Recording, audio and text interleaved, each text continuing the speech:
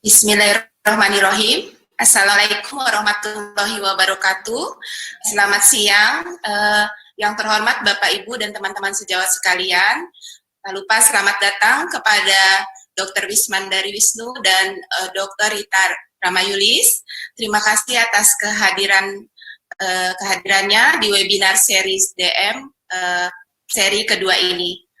Yang sedianya seri DM ini adalah kolaborasi antara Divisi Metabolik Endokrin, FKUI RSCM, Dinas Kesehatan Provinsi DKI Jakarta, dan Perkeni Jaya, yang melibatkan tenaga kesehatan dari dokter, perawat, ahli gizi, di puskesmas kecamatan maupun kelurahan, Sudin Kesehatan se-DKI Jakarta. Pada siang hari ini kita semua berkumpul akan mendengarkan dan berdiskusi mengenai topik yang sangat menarik, insya Allah, di mana masih memasuki bulan Syawal, peralihan dari puasa ke Lebaran, di mana pola makan yang kurang terkontrol, terutama untuk penyandang diabetes, maka topik ini insya Allah akan sangat menarik, yaitu pengelolaan diet pada penyandang diabetes di pelayanan kesehatan primer memasuki new normal selama pandemi COVID-19. Pada kesempatan kali ini akan ada dua pembicara. Yang pertama adalah Dr. Wismandari Wisnu, spesialis penyakit dalam, KEMD Finasim, dan Ibu Dr. Rita Ramayulis, DCN MKes.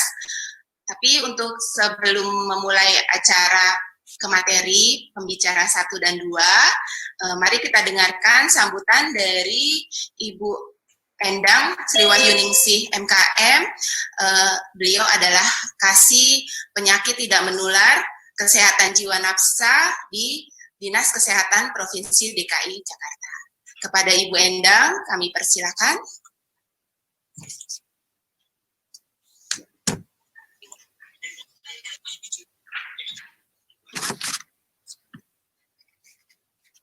Terima kasih, Dr. Novi.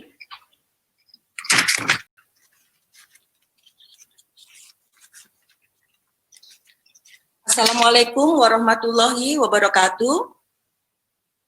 Yang terhormat narasumber Dr. Wismandari Wisnu, spesialis penyakit dalam KEMD Finasim, dan Dr. Rita Ramayulis, DCN MKes, para profesor, dokter, rekan sejawat, Bapak Ibu peserta webinar yang berbahagia, selamat siang, salam sejahtera bagi kita semua. Senang sekali pada siang hari ini kita dapat bersama-sama mengikuti kegiatan webinar series diabetes mellitus. Ibu Bapak peserta webinar yang saya hormati, perkenankan saya Dr. Endang dari Dinas Kesehatan Provinsi DKI Jakarta akan memberikan sedikit overview mengenai kegiatan webinar series diabetes mellitus ini. Kegiatan webinar series ini merupakan hasil kolaborasi antara Dinas Kesehatan Provinsi DKI Jakarta, kemudian Divisi Metabolik Endokrin FKUI RSCM, serta Perkeni Jaya. Pada awalnya, kegiatan ini didedikasikan untuk para dokter dan tenaga kesehatan yang bertugas di puskesmas di jajaran Dinas Kesehatan Provinsi DKI Jakarta. Akan tetapi ketika kami melihat animo yang cukup besar dari peserta, setelah melalui diskusi yang mendalam, akhirnya kami memutuskan bahwa kegiatan ini bisa diakses oleh tenaga kesehatan yang berada di bawah jajaran Dinas Kesehatan Provinsi DKI Jakarta maupun di luar Dinas Kesehatan Provinsi DKI Jakarta. Webinar series DM ini akan berlangsung selama 12 kali, dan ini merupakan seri yang kedua dari 12 yang kami rencanakan. Dan setiap serinya akan diisi oleh para pemateri, narasumber-narasumber yang tentunya sangat kompeten di bidangnya. Dan kami sudah meracik materi-materi yang akan diberikan, sehingga insya Allah akan sangat applicable, bisa diaplikasikan oleh rekan-rekan sejawat yang bertugas di lini terdepan dalam pengelolaan diabetes mellitus. Tujuan dari kegiatan webinar ini tentunya adalah untuk meningkatkan kapasitas dan pengetahuan dari rekan-rekan sejawat dalam mengelola para penyandang diabetes mellitus di layanan kesehatan primer. Peserta webinar nantinya akan mendapatkan e-sertifikat, tetapi tentunya sesuai dengan ketentuan yang sudah kami tetapkan sebelumnya. Baik, Ibu Bapak peserta webinar yang berbahagia, saya mewakili Dinas Kesehatan Provinsi DKI Jakarta mengucapkan selamat mengikuti kegiatan webinar, semoga bermanfaat, dan salam cerdik. Assalamualaikum warahmatullahi wabarakatuh. Waalaikumsalam warahmatullahi wabarakatuh. Saya kembalikan lagi ke moderator. Silakan Dr. Novi. Terima kasih Bu Endang untuk mempersingkat waktu.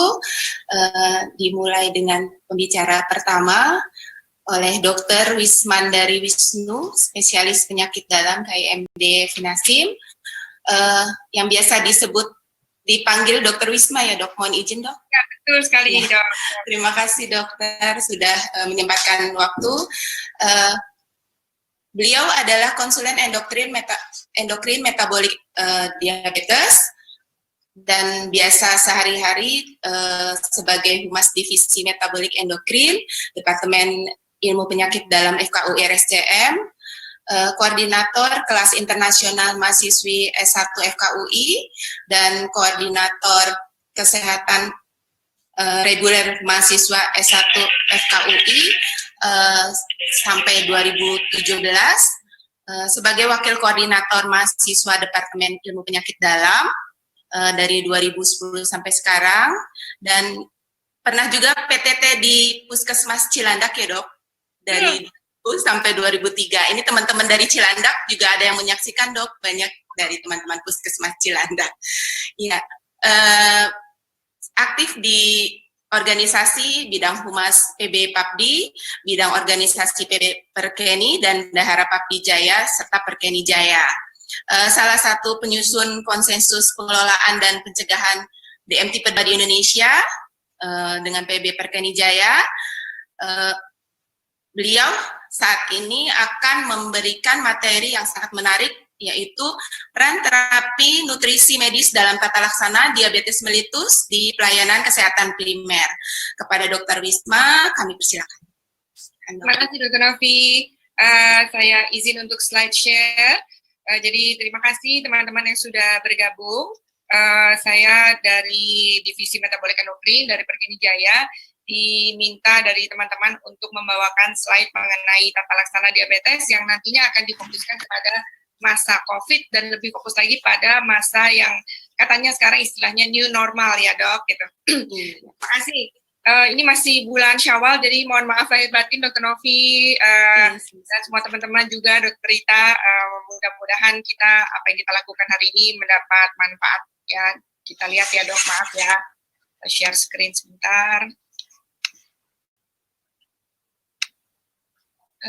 Oke.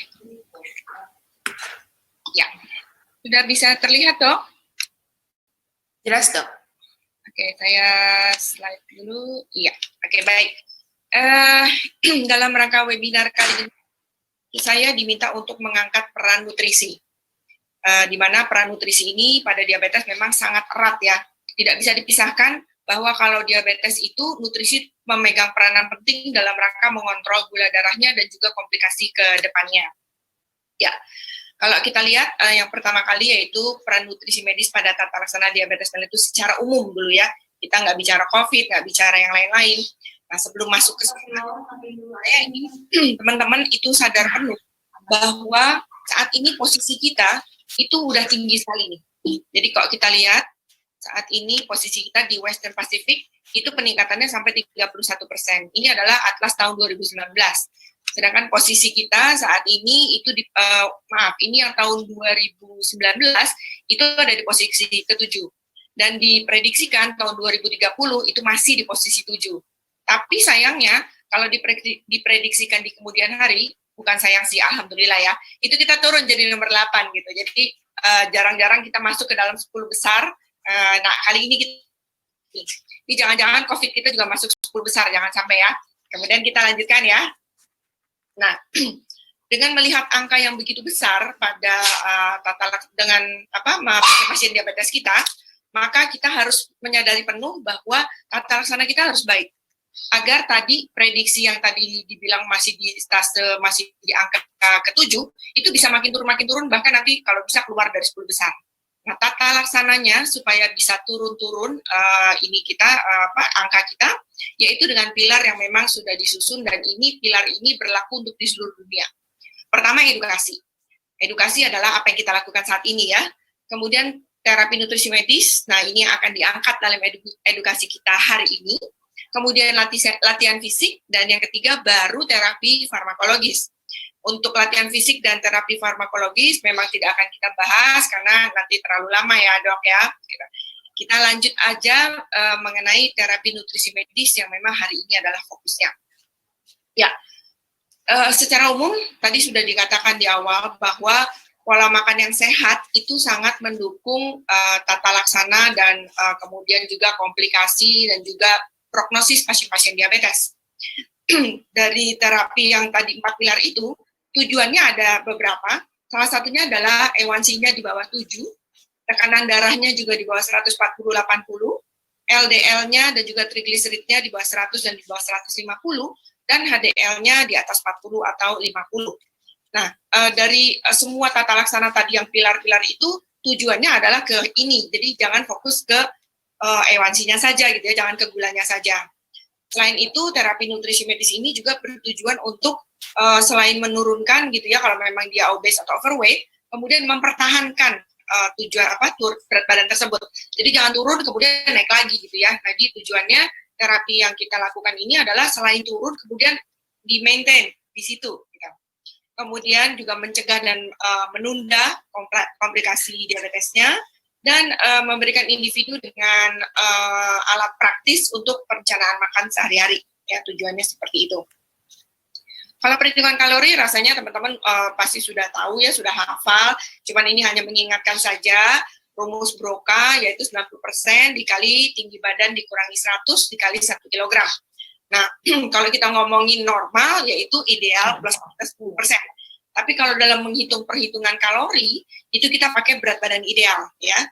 Kalau berat badan laki-lakinya kurang dari 160, kemudian perempuannya kurang dari 150, maka tidak perlu dikalikan dengan 90%.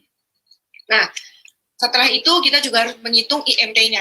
IMT adalah berat badan di badan kuadrat, ya, dengan klasifikasi seperti ini. Ini kenapa kita hitung di awal? Karena selanjutnya kita akan ada formulasi-formulasi. Misalnya, setelah kita tadi mendapatkan berat badan ideal, kita akan kalikan dulu nih. Dari jenis kelaminnya, kalau perempuan dikali 25, kalau laki-laki dikali 30.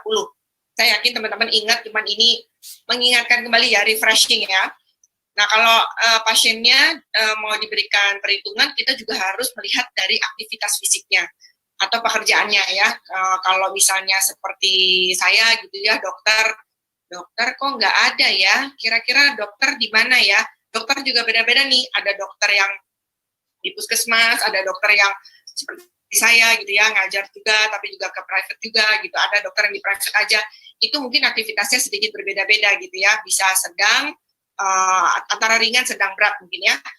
Ya, kalau makin berat aktivitasnya ya makin banyak penambahan kalorinya.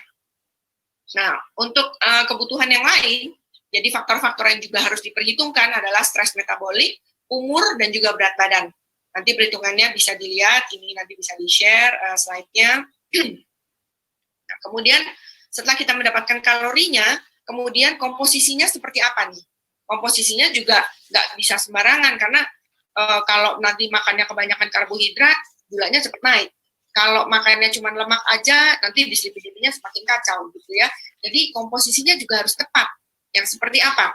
Kira-kira seperti ini. Ya, jadi secara range itu karbohidratnya adalah 45 sampai 65%. Kemudian lemaknya 20 sampai 25, sedangkan proteinnya 15 sampai 25 kg. Nah, itu persen. Proteinnya kalau mau dihitung-hitung bisa 0,8 sampai 1,2 sebenarnya ya. Kalau untuk yang normal bisa sampai 1,2 gram per kilogram berat badan. Kemudian serat yang diharapkan itu 20 sampai 35 gram, sukrosanya itu tidak boleh banyak-banyak, jadi kurang aja dari 5% dari total kalorinya, natriumnya kurang dari 1.500 mg. Nah, ini komposisi yang diharapkan pada penyandang diabetes. Kalau teman-teman perhatikan, sebenarnya komposisi ini nggak beda sama komposisi yang orang-orang sehat lakukan. Jadi kalau misalnya teman-teman dari gizi, mungkin dari pembicara berikutnya, Bu Rita nanti akan menyampaikan, untuk orang sehat sebenarnya juga komposisinya ya seperti ini gitu ya. Jadi kalau diabetesnya tanpa komplikasi, itu komposisinya adalah komposisi diet seimbang yang sehat pada sama dengan orang-orang yang tidak mengalami sakit apapun. Nah, untuk pola dan porsi makanannya bagaimana nih setelah tadi dapat misalnya 1.800 kalori gitu ya. Nah, 1.800-nya dibagi-bagi, makan paginya sekitar 20%, siangnya 30%, sorenya 25%, kemudian di antara makan-makan besar itu ada porsi untuk selingannya sekitar 10-15%. Tapi ini nggak wajib seperti ini, nggak juga ya. Jadi kalau misalnya ada orang yang memang makannya cuma makan pagi dan sore, ya nggak apa-apa juga gitu ya. Banyak sekali orang-orang yang makannya cuma 2 kali gitu. Nah, tapi proporsinya berarti harus kita atur lagi. Ada juga yang makan malamnya memang paling banyak. Mungkin kalau orang asing terbiasa dengan makan malam adalah porsi terbesar dibanding makan siang. Kalau orang Indonesia sih sebenarnya pagi, siang, sore makannya banyak semua ya gitu. Tapi alangkah baiknya kalau itu bisa diatur-atur kira-kira komposisinya seperti ini gitu ya. Nah, yang perlu diingat adalah jadwal, jumlah, dan jenis. Itu kalau bisa konsisten. Memang tidak mudah, coba aja kita lakukan pada diri sendiri, itu sangat tidak mudah gitu ya, tapi pada pasien penyandang diabetes ini sangat perlu ditekankan seberapa jumlah yang akan dikonsumsi dengan kalorinya ya, jadwalnya tadi jam-jam berapa kira-kira, jangan maju mundur terlalu jauh, dan juga jenis makanannya, tadi yang komposisinya ya, itu ditekankan kepada pasien-pasien diabetes sehingga gula darah yang diharapkan itu bisa stabil gitu ya. Nah, tapi jangan lupa nih, pasien diabetes itu biasanya nggak berdiri sendiri. Pasien diabetes itu biasanya disertai dengan komorbiditas dan juga komplikasi-komplikasi. Nah, kalau sudah ada komplikasinya, misalnya ada gagal jantung kroniknya atau gagal ginjal kronik, itu berarti pola dietnya mengikuti pola diet yang penyakit komplikasi tersebut. Ya berarti dietnya diet ginjal. Karena tadi diet diabetes itu kan sama dengan diet orang normal. Jadi kalau dia ada sakit ginjalnya, yang mengikutinya adalah mengikuti diet yang ginjal, gitu ya, yaitu rendah protein misalnya. Nah, ini adalah contoh pengaturan jadwal makan. Ini hanya contoh ya. Ada orang-orang yang pagi nggak suka makan nasi dan lauk pauk gitu. Silakan minum atau makan makanan yang selain makan nasi dan lauk pauk gitu ya. Katakanlah kita contoh di sini dengan menggunakan susu. Saat ini susu yang tersedia sudah banyak sekali yang ditujukan spesifik untuk pasien-pasien diabetes. Ada susu-susu seperti itu biasanya kandungannya sangat membantu pasien diabetes dalam mengontrol kadar gula darahnya. Misalnya saja dalam satu susu ada yang low GI, glycemic index-nya rendah gitu ya. Kemudian juga karbohidratnya itu yang lepas lambat. Nah, itu akan sangat baik untuk pasien-pasien diabetes sehingga pengeluaran karbohidratnya dari susu tersebut itu pelan-pelan, jadi nggak langsung naik gitu ya. Dan juga dia glycemic index-nya itu rendah. Saya yakin nanti pembicara kedua akan menjabarkan banyak sekali mengenai indeks glikemik ini gitu ya. Ini hanya contoh, carilah susu-susu atau makanan-makanan yang mengandung glycemic index yang rendah gitu ya. Kemudian makan siangnya jam 12, berarti kalau kita ambil tengah-tengahnya sekitar jam 10, itu silakan ambil snack pagi. Ya, snack paginya boleh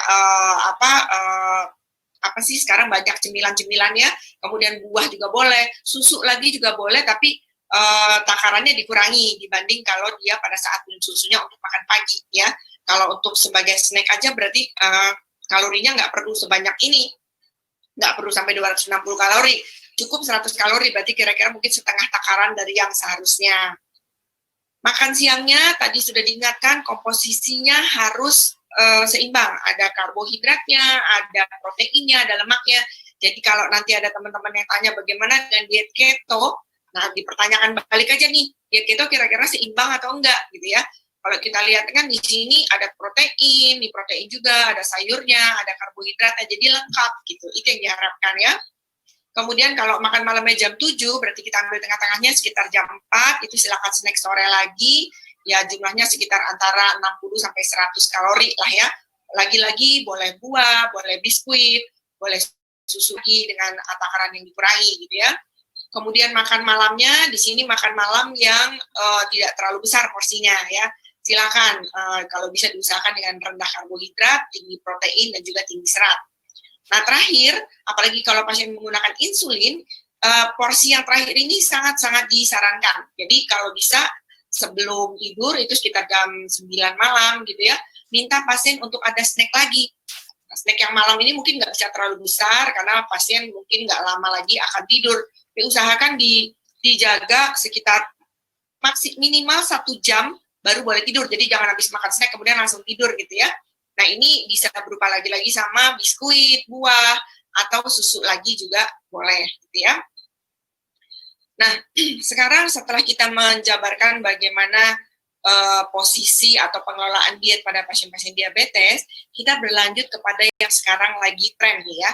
Bagaimana kita mengelola pasien-pasien kita pada kondisi COVID-19 ini nih, ya, terutama yang saat ini sedang menuju ke new normal ya. Insya Allah new normal ya. Nah, sebagai pendahuluan, mungkin kita bisa lihat sekarang di internet juga banyak angka per hari ini itu di kita seluruhnya itu adalah 33.076 kasus ya per hari ini. Jadi memang masih sangat tinggi dan bahkan kemarin itu kita masuk dalam rekor kita selama ini bahwa yang positif di hari kemarin itu mencapai 1.000 kasus. Jadi memang masih sangat sedih kita. Kasus positifnya masih meningkat terus gitu ya dibanding dengan teman-teman di beberapa negara yang mungkin sudah turun bahkan sudah ada yang 0, tapi di kita masih melesat meningkat terus setiap harinya. Jadi ya kita ikut prihatin gitu ya. Nah dengan adanya angka yang terus meningkat ini, kita sebagai dokter apalagi saya endokrinologis itu selalu khawatir nih. Ini bagaimana pasien-pasien kita yang diabetes nih, karena pasien saya hampir semua diabetes ya gitu. Jadi diabetes kita tahu itu faktor resiko utama pasien-pasien COVID yang mortalitasnya maupun komorbiditasnya menjadi meningkat. Ya, selain hipertensi yang nomor 1, nomor 2-nya itu diabetes kalau di beberapa negara angka-angkanya ya, termasuk di Indonesia. Jadi orang-orang yang diabetes itu mudah terkena COVID. Kemudian lanjutnya lagi yang juga nggak enak, kalau sudah terkena COVID, pasien diabetes itu mudah terkena komplikasi. Jadi pasien-pasien yang di ICU itu banyak yang diabetes karena mereka memiliki daya tahan tubuh yang tidak sebaik pasien-pasien yang bukan dengan diabetes gitu ya. Ditambah lagi pasien diabetes itu rata-rata usia lanjut plus dengan komorbiditas yang lain, misalnya dengan hipertensi, obesitas dan lain-lain ya, dengan kolesterol gitu ya. Nah tadi sudah saya sebutkan faktor risiko yang paling tinggi siapa saja yang mudah terkena COVID itu ternyata adalah hipertensi nomor 1. Tapi ternyata pasien diabetes itu hampir semua juga dibarengi dengan adanya hipertensi. Jadi double-double nih pasien diabetes kita nih dok ya. Untuk mudah terjadinya COVID, mudah terinfeksi COVID, sudah ada diabetes, hipertensi, usia lanjut lagi ya, itu double. Nah, pada masa-masa saat ini yang sedang digembar-gemborkan pemerintah, kita berusaha untuk mulai beraktivitas kembali. Memang mungkin kita nggak tahu sampai berapa tahun ke depan apakah akan benar-benar normal dan bisa beraktivitas seperti dulu lagi. Rasanya saat ini kita nggak bisa mimpi ke sana dulu, mengingat kasus kita masih tinggi ya. Nah, bagaimana nih jadi nih pasien-pasien diabetes kita? Masa disuruh di rumah terus ya? Kan nggak mungkin juga gitu. Mereka udah mulai aktivitas. Karena itu, bagaimana cara meningkatkan mereka supaya tidak tertular infeksi, meningkatkan imunitasnya, ya nutrisi. Nutrisi itu memegang peranan yang sangat penting, ya. Jadi gimana nih supaya pasien kita diabetes aman, bisa tetap aktivitas, bisa mulai keluar rumah, nutrisinya seperti apa, ya. Kita tahu nutrisi itu pada pasien diabetes apalagi memegang peranan penting, ya. Selain tadi untuk diabetes sehari-hari, apalagi pada masa COVID ini nih, imunitasnya harus baik nih. Setelah kena pun jangan sampai masuk ke komplikasi. Jadi nutrisinya harus bagus, ya. Ada satu studi di Cina itu prevalensi malnutrisi pada pasien-pasien COVID, ya apalagi yang usia lanjut itu sampai 50%, itu sangat besar ya, terutama pada pasien-pasien diabetes. Kemudian juga studi lain pada ESPEN, itu usia tua yang memiliki komorbiditas, salah satunya adalah diabetes, itu harus dilakukan screening dan assessment malnutrisi ya.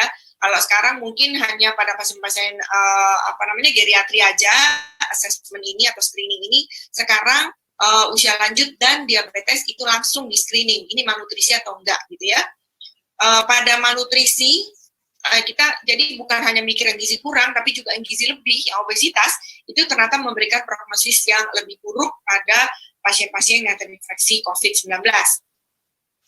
Nah, kalau tadi sudah dikatakan nutrisi itu penting, kenapa? Karena ternyata diabetes itu kan terkait dengan penurunan sistem imun, ya, baik yang seluler maupun yang humoral. Sehingga kalau kita bisa meningkatkan sistem imunnya, ya diharapkan pasiennya juga tidak terlalu mudah terkena COVID, gitu ya. Jadi caranya adalah tadi dihitung dulu nutrisinya berapa, kalorinya berapa, kemudian baru kita lihat komposisinya. Nah, komposisinya kalau kita lihat saat ini usahakan komposisinya itu adalah komposisi yang benar-benar seimbang.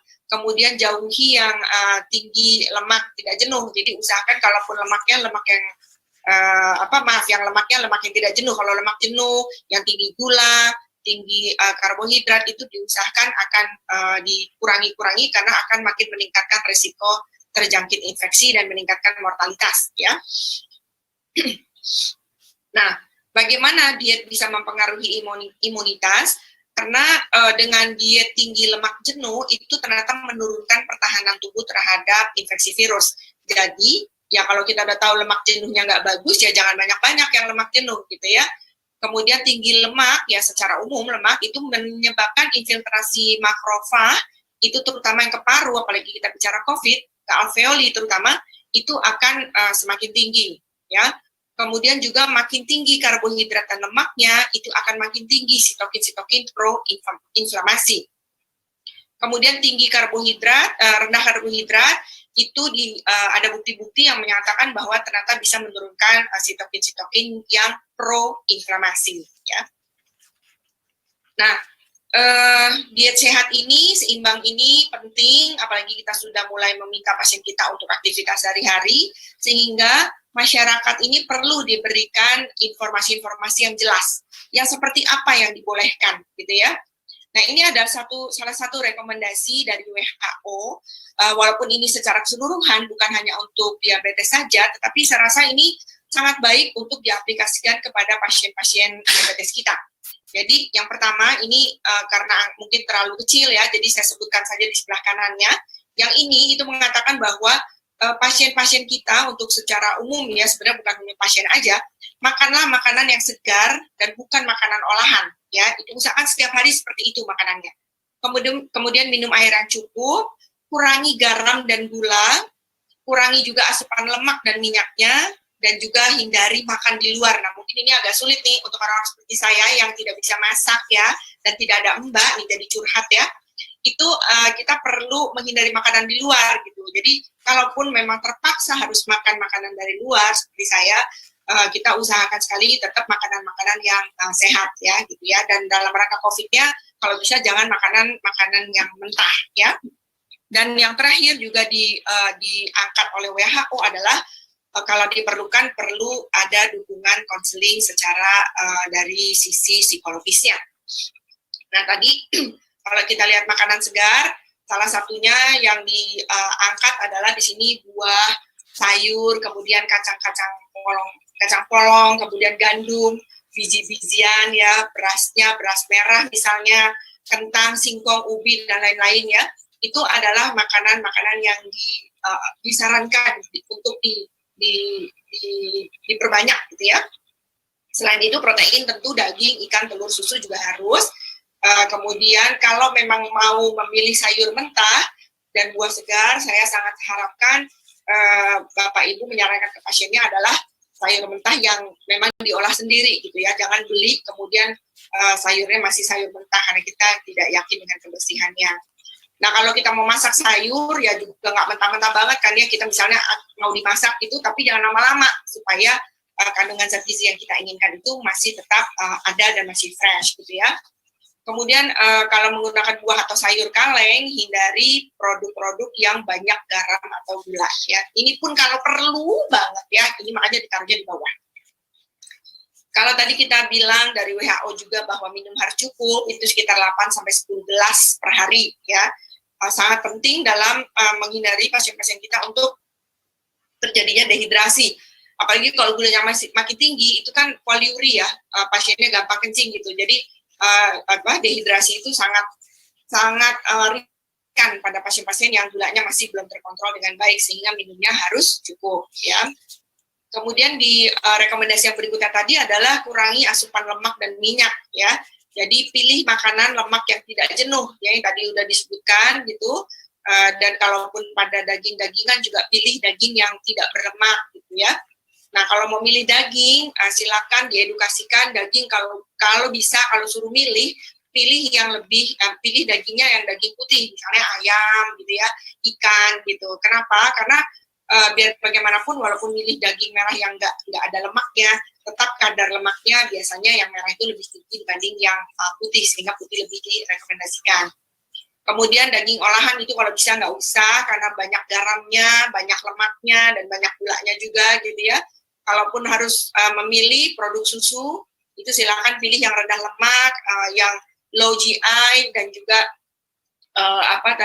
karbohidratnya yang lepas lambat ya. Susu-susu sekarang udah banyak yang ditujukan untuk diabetes ya. Dihindari juga lemak trans ya, makanan olahan tuh banyak mengandung lemak trans. Kemudian ada bukti juga mengatakan bahwa konsumsi lemak tak jenuh ternyata bisa menurunkan komplikasi kardiometabolik ya. Jadi udah diabetes jangan sampai kena jantung. Jadi ikuti yang tadi lemak-lemaknya ya.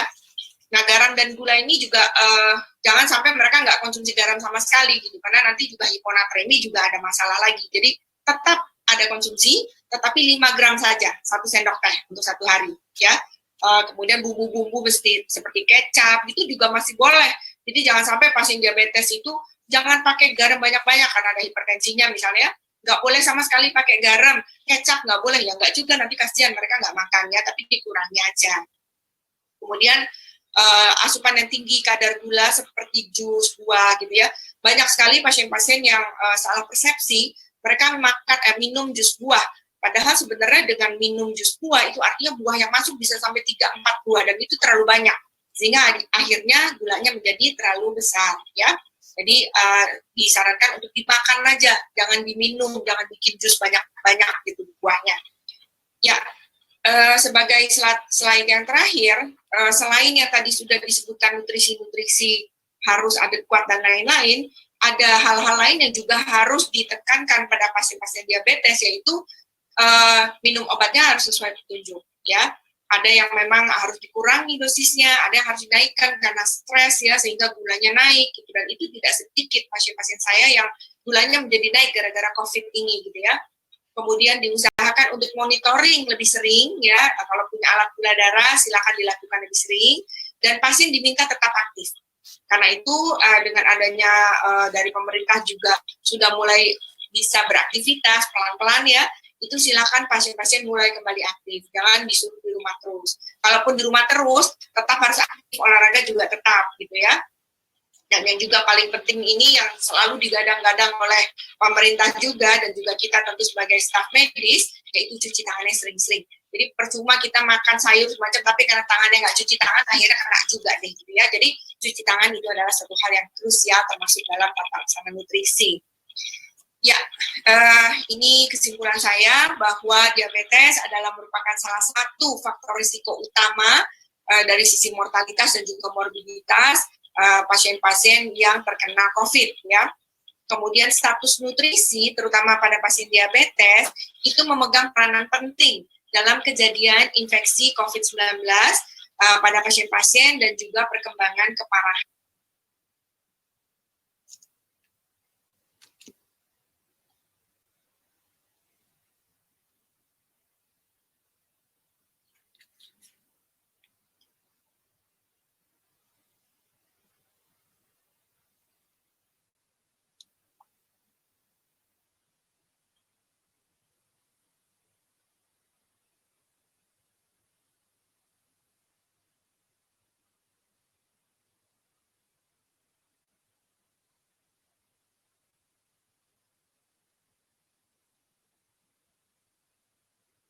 seimbang dan juga sehat ya, dalam rangka untuk menjaga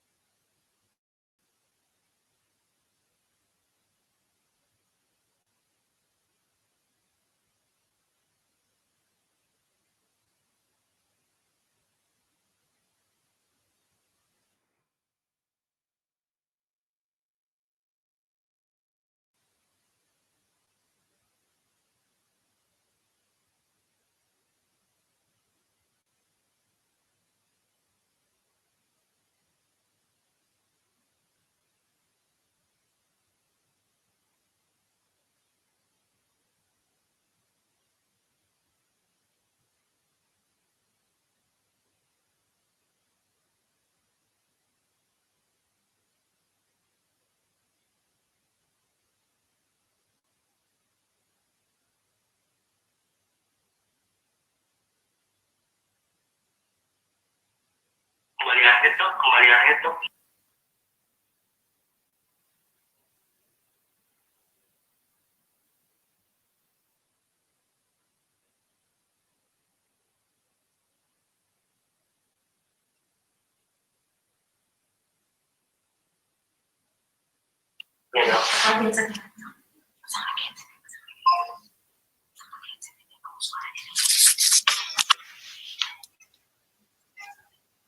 Terima kasih untuk Dr. Wisma atas paparannya yang sangat menarik. Semoga teman-teman, ini udah banyak yang chat dok, bertanya, nanti kita simpan dulu ya dok, setelah pembicara kedua. Dilanjut, pembicara kedua adalah Dr. Rita Ramayulis DCN MKes. Beliau adalah ahli gizi dan konsultan kesehatan, Ketua Umum Indonesian Sport Nutritionist Association, pengurus DPP Persagi, Persatuan Gizi Indonesia, menulis berbagai buku gizi dan kesehatan, salah satu dosen di berbagai perguruan tinggi di Jakarta, dan berbagai aktivitas sosial yang sangat banyak yang diikuti. Juga penghargaan-penghargaan, salah satunya adalah Indonesian Award 2019 kategori pemerhati autoimun terbaik, karena beliau juga pemerhati autoimun. Untuk topik Dr. Rita adalah strategi perencanaan makan pada penyandang diabetes selama pandemi COVID-19. Kepada Ibu Rita, kami persilakan. Ya, baik. Terima kasih Dr. Novi. Bismillahirrahmanirrahim. Assalamualaikum warahmatullahi wabarakatuh. Waalaikumsalam. Baik, yang saya hormati Dr. Endang, Kasih PTM dari Dinas Kesehatan DKI, kemudian Dr. Wisma, narasumber kita yang pertama, dan kemudian seluruh panitia yang telah bekerja keras dari beberapa waktu kemarin ya, untuk uji coba dan lain sebagainya. Dan tentu kepada semua peserta webinar yang katanya sudah mencapai lebih dari 2.000 peserta, luar biasa sekali. Nah baik, saya akan melanjutkan materi yang telah disampaikan oleh Dr. Wisma tadi, pembuka untuk terapi medisnya. Saya lebih kepada tips atau tips praktikalnya, bagaimana penatalaksanaan atau bagaimana edukasi kita terhadap pengaturan makanan pada pasien diabetes. Boleh kita lihat slide yang pertama. Panitia akan bantu nanti untuk screen-nya.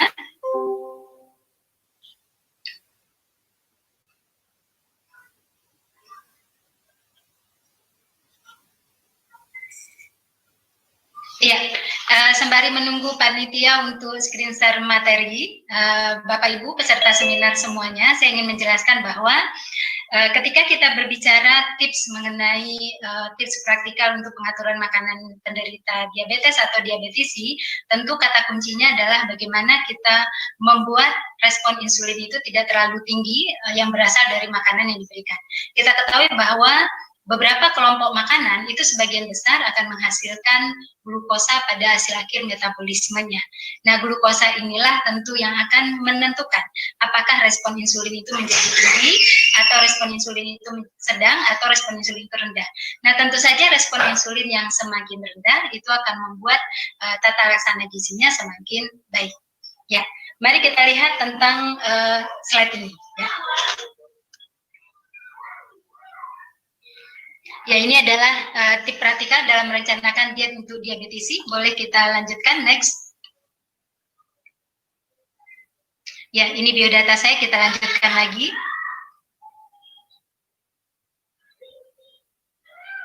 Boleh di next lagi.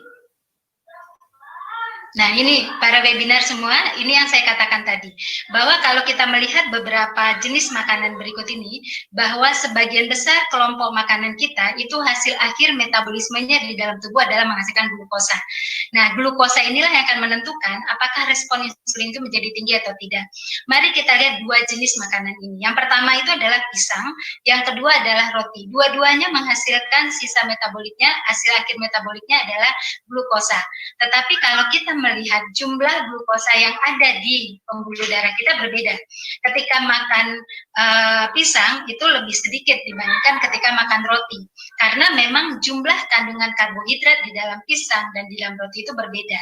Tapi tidak semata-mata jumlah, tetapi ini salah satu pendekatan kita adalah mengenai jumlah karbohidrat tadi. Jadi tata laksana pertama yang harus kita lakukan adalah bagaimana kita mengurangi jumlah karbohidrat pada yang diasup oleh seorang diabetisi. Nah, ketika bicara tentang jumlah karbohidrat, kita bicara tentang yang disebut dengan carbing, atau kita meng-cutting karbohidrat dari makanan. Boleh kita lanjutkan slide-nya? Nah, prinsip yang paling praktis ketika kita meng-counting karbohidrat atau memotong karbohidrat, itu kita bisa melakukan perhitungan jumlah gramasi. Jadi artinya bahwa kalau misalnya 100 gram karbohidrat itu mengandung 100 gram nasi itu mengandung karbohidrat lebih kurang 40 gram, maka kita harus meng-counting karbohidrat ini. Nah, Bapak Ibu, untuk meng-counting karbohidrat tentu tidak meng-counting karbohidrat tentu ada aturannya. Nah, aturan yang kita pakai adalah menggunakan 1 serving karbohidrat yang setara dengan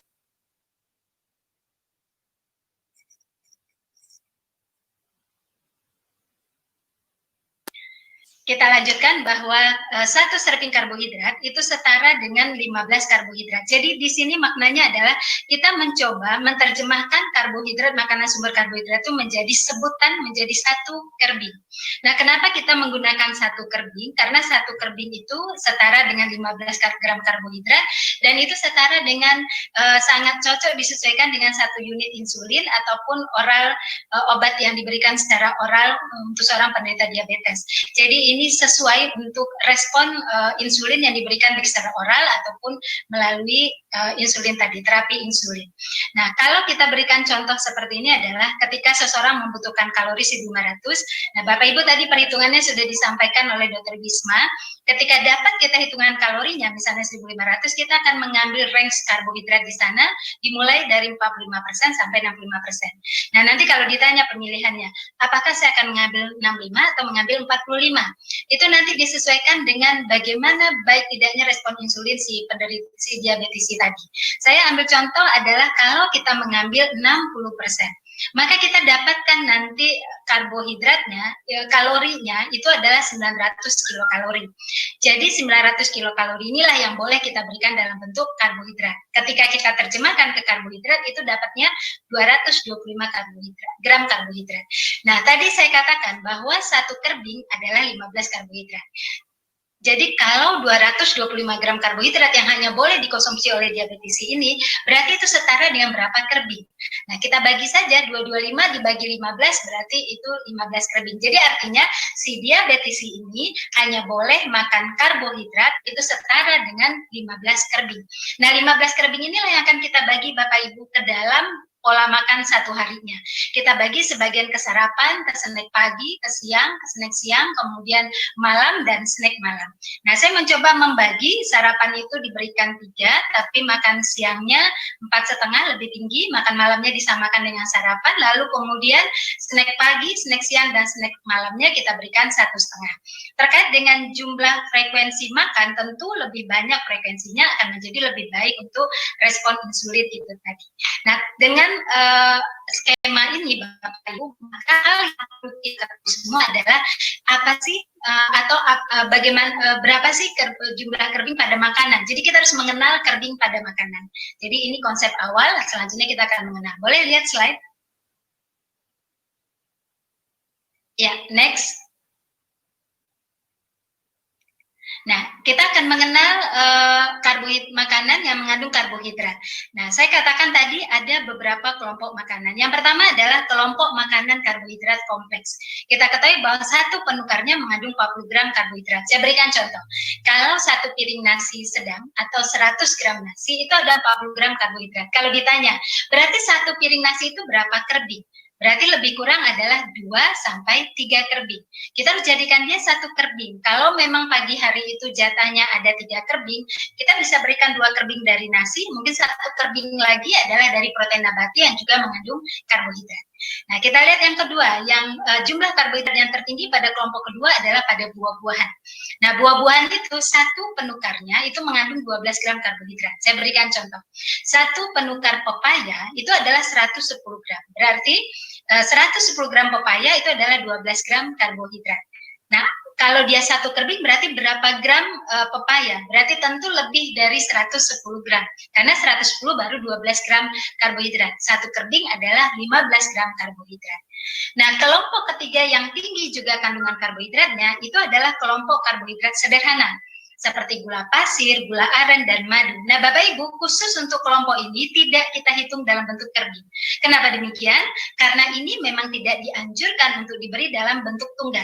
Jadi yang gula pasir, gula aren, karbohidrat sederhana ini, yang definisi gula yang dimunculkan oleh WHO termasuk di dalamnya adalah sari buah, juga madu, itu tidak boleh diberikan dalam bentuk tunggal, tidak boleh diberikan menjadi bentuk makanan, tetapi boleh sebagai campuran bumbu. Jadi kalau misalnya kita mengolah sayur lodeh, supaya rasanya tidak terlalu tajam asinnya, supaya ada rasa manisnya, kita bisa menambahkan gula pasir sebagai bumbu. Dan itu pun tadi Dr. Wisma sudah katakan, yaitu sebesar 5% dari energi total yang boleh bersumber dari karbohidrat ini. Jadi kalau hanya 5%, kalau untuk orang yang kebutuhannya 2000 kilokalori, itu hanya sekitar 25 gram. Nah, 25 gram itu adalah 2 sendok makan. Dan itu hanya boleh ditambahkan sebagai bumbu atau tambahan pemanis pada karbohidrat kompleks dalam jumlah sedikit, tidak dalam bentuk minuman. Kita lanjutkan lagi, next. Makanan lain yang mengandung karbohidrat. Susu adalah urutan keempat yang karbohidratnya tinggi, yaitu sekitar 10 gram karbohidrat. Tapi susu tidak disebut sebagai gula, karena laktosa yang ada di dalam susu itu sudah berada asli di dalam campuran itu, jadi bukan sengaja ditambahkan. Nah, kalau 1 takar susu 10 gram karbohidrat, berarti 1 gelas susu itu belum 1 kerbing, itu baru 2/3 kerbing. Jadi kita kalau seorang diabetesi makan 1 gelas susu, kemudian 1 lagi dia makan snack apa, kita tinggal hitung aja tuh udah berapa kerbing. Kalau jatahnya pagi adalah 3 kerbing misalnya. Nah, Bapak Ibu selanjutnya adalah protein nabati. Itu juga mengandung karbohidrat. Tahu, tempe, kacang tanah, kacang merah, kemudian kacang hijau, itu untuk 1 penukarnya mengandung 70 gram karbohidrat. Jadi kalau dia menjadi 1 kerbing, misalnya seorang diabetesi mengkonsumsi 1 potong tahu, dia baru setengah kerbing. Kalau dia mengkonsumsi 2 potong tahu, yang satunya itu adalah lebih kurang 110 gram, atau tempe 1 penukarnya 50 gram, dia makan 2 potong tempe, berarti 2 kali 50 gram, baru dia dapat 1 kerbing. Ya, nah selanjutnya adalah yang mengandung karbohidrat itu kelompok sayuran. Nah, menariknya di kelompok sayuran ini ada sayuran tipe A yang karbohidratnya diabaikan. Jadi boleh dimakan sesukanya si penderita diabetesi ini. Nah, kemudian kalau tipe B itu masih ada 5 gram dan tipe C masih ada 10 gram. Itu pun belum sejumlah 1 kerbing. Nah, ini kita kenali dulu, baru kita bisa menghitung kerbing ini kita terjemahkan ke dalam menu 1 hari seorang diabetesi. Next. Nah, sekarang saya coba bantu. Nah, tapi ini saya nggak jelaskan satu persatu karena waktu kita nggak lama, kan slide bisa diperoleh oleh peserta. Saya udah coba bantu susunin kerbingnya. Nanti kalau kita melayani diabetisi, pelayanan pada seorang diabetisi, memang seharusnya daftar kerbing ini ada pada panduan kita. Jadi kalau saya suka saya tempel pada buku yang untuk melayani seorang diabetisi. Jadi saya punya daftar itu. Jadi tinggal gampang menariknya ya. Nah, seperti misalnya satu kerbingnya nasi itu 1/4 gelas gitu lah contohnya. Jadi satu kerbingnya kentang itu 1/2 buah. Jadi kalau seorang diabetisi itu mengkonsumsi kentang 1 buah, dia berarti sudah mengkonsumsi 2 kerbing. Jadi kalau satu kerbingnya itu baru 1/2 buah. Nah, kalau mie itu 1/3 mie kering yang kita suka beli mie instan atau mie yang biasa, 1/3-nya itu 1 kerbing. Kalau dia makan mie-nya itu 1 porsi yang dia beli, itu dia sudah mengkonsumsi 2,5 kerbing karbohidrat. Kira-kira seperti itu. Nanti Bapak Ibu bisa baca sendiri. Nah, seperti cracker itu 2 keping itu 1 kerbing. 2 keping cracker yang tanpa gula itu dianggap 1 kerbing. Nah, seperti roti, 1 lembar roti itu 1 kerbing. Jadi kalau kemudian kita pakai 2 itu sekian. Nah, nanti tinggal bisa dihitung. Lanjut. Nah, gramasi yang saya tuliskan pada bawah gambar Bapak Ibu itu adalah gramasi bahan. Tapi semua kandungan karbohidratnya ini adalah 1 kerbing, yaitu 15 gram karbohidrat. Next. Nah, kemudian ini 1 kerbing makanan yang bersumber pada protein nabati, susu, dan buah. Saya juga sudah hitungkan, tinggal nanti dicek saja, dibikin daftarnya, memudahkan kita untuk mengakses kebiasaan makan seorang diabetisi. Jadi kita kadang-kadang melihat, seorang diabetisi ini cenderung kenaikan kadar glukosa darahnya tinggi setelah makan pagi kah atau siang kah. Kita lihat apakah di sana kerbingnya berlebih atau tidak. Jadi mengaksesnya adalah dari jumlah kerbing. Kemudian mengintervensinya juga dari jumlah kerbing. Lanjut. Nah, ini adalah sayuran yang saya katakan tadi. Kita harus mengenalkan sayuran tipe A kepada seorang diabetisi. Kenapa demikian? Bapak Ibu, ketika karbohidratnya di counting, kita tahu bahwa karbohidrat di counting berarti berat bahannya menjadi lebih rendah. Kalau berat bahannya menjadi lebih rendah, tentu tidak bisa memberikan rasa kenyang. Nah, kalau rasa kenyang tidak didapat oleh seorang diabetisi, tentu dia akan mencari kompensasi pada makanan lain. Ini akan merusak diet.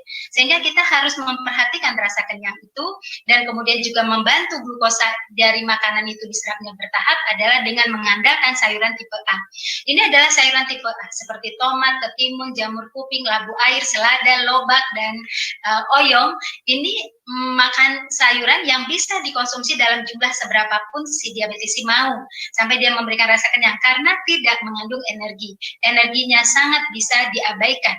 Jadi ini menjadi penyeimbang untuk indeks glikemik, kemudian untuk memberikan rasa kenyang juga, dan juga sebagai sumber mikronutrien yang sangat baik. Ya, lanjut lagi slide-nya. Nah, secara lebih mudahnya Bapak Ibu, mungkin secara pendekatan personal, kita memang hitung kerbing. Tapi kalau kita berbicara secara kelompok, pada kelompok diabetisi, tentu akan sulit kalau kita menghitung kerbing satu persatu, gitu, unit kerbingnya dia. Maka kita mempunyai yang disebut sebagai piring makan model T. Ini adalah penata laksanaan diet yang diterjemahkan pada piring makan untuk diabetisi yang dikeluarkan oleh Direktorat PTM Kementerian Kesehatan Republik Indonesia. Mereka mengeluarkan bentuk piring makan yang kita sebut sebagai piring makan model T. Bapak Ibu coba lihat, dalam satu piring itu ada huruf T. Nah, huruf T itu berada pada tengah.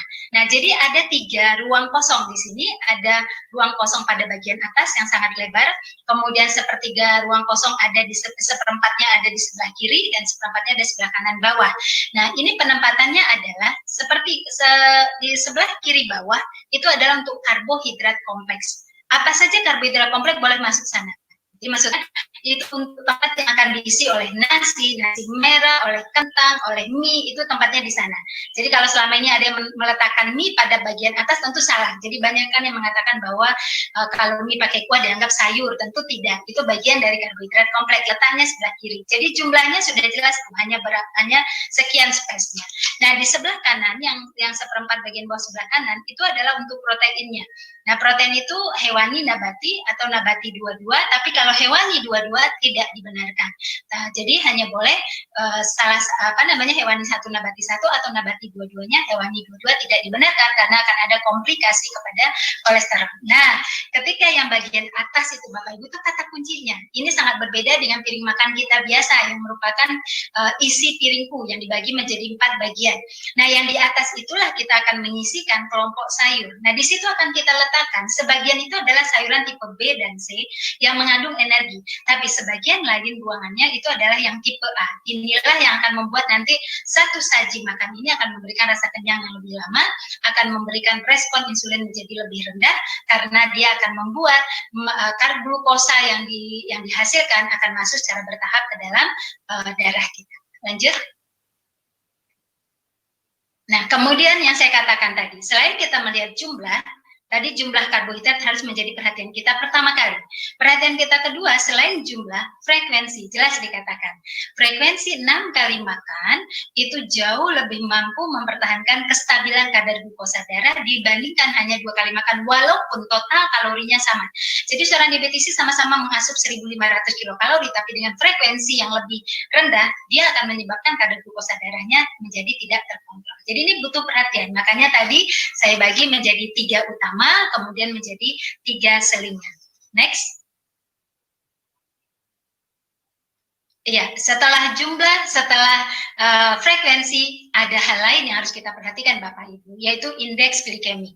Banyak klien saya yang sudah terlatih dengan cardio, dengan jumlah karbohidrat, tapi suatu ketika masih ada respon peningkatan kadar glukosa darah yang tidak baik. Ternyata pemilihan bahannya lebih, walaupun jumlah karbonya sama, tapi indeks glikemik, respon karbo yang dihasilkan, glukosa yang dihasilkan oleh makanan juga bisa berbeda ke tubuh kita. Ini disebut sebagai indeks glikemik. Jadi indeks glikemik itu adalah respon glukosa darah terhadap makanan ini dibandingkan dari gula murni, seperti tadi yang saya katakan glukosa murni yang itu nanti terdapat pada sukrosa dan lain sebagainya. Nah, ini harus kita ketahui makanan mana yang mempunyai respon indeks glikemik yang baik tentu yang rendah. Kita lihat pada yang saya lingkar merah itu kalau makanan sumber karbohidrat seperti misalnya nasi, roti, mie jagung itu 80, itu termasuk tinggi. Tapi kemudian kalau direbus dengan rendaman air, IG-nya turun. Tapi kalau digoreng, IG-nya naik. Gitu ya. Nah, jadi teknik pengolahan juga sangat menentukan IG. Jadi IG ini ditentukan oleh bagaimana karbohidrat yang terkandung di dalamnya, lalu ditentukan juga oleh teknik pengolahannya, dan ditentukan juga oleh padu padan makanan itu. Ya. Next. Nah, sekarang seberapa pentingnya indeks glikemik diperhatikan? Fakta menunjukkan orang-orang yang bisa memperhatikan indeks glikemik makanan itu akan mengalami perbaikan kontrol glikemiknya sehingga mencegah risiko terjadinya komplikasi diabetes mellitus. Ya, next. Ya, ini Bapak Ibu, kita sudah tahu standarnya. Kalau yang dikatakan high indeks glikemik itu yang nilainya 70 ke atas, yang medium 55 sampai 69, yang low itu 54 ke bawah. Bapak Ibu bisa lihat jenis makanannya di samping kiri itu tadi. Nah, maka kemudian gambar saya di sebelah kanan, ini terjemahan dari yang high indeks glikemik. Gula, tadi kita sudah sepakati, gula tidak diberikan dalam bentuk tunggal, hanya ukuran pemberi rasa yang jumlahnya hanya 5% dari energi total. Kemudian roti putih, nasi putih itu termasuk indeks glikemik tinggi yang mempengaruhi kadar glukosa darah. Mie dan pasta mempengaruhi kadar glukosa darah. Nah, kalau dikatakan bahwa kita sudah menghitung jumlah karbohidratnya sudah sesuai, tapi masih juga kadar glukosa darahnya tidak terkontrol, maka kita akan mengganti seluruh makanan yang mengandung karbohidrat yang sama dengan indeks glikemik yang tidak mempengaruhi kadar glukosa darah. Jadi saatnya nanti kita mengganti nasi putih ke yang lain, saatnya mengganti mie dan pasta ke yang lain, saatnya mengganti tepung terigu ke jenis yang lain yang tidak mempengaruhi kadar glukosa darah secara cepat, tetapi jumlah karbohidratnya sama. Next.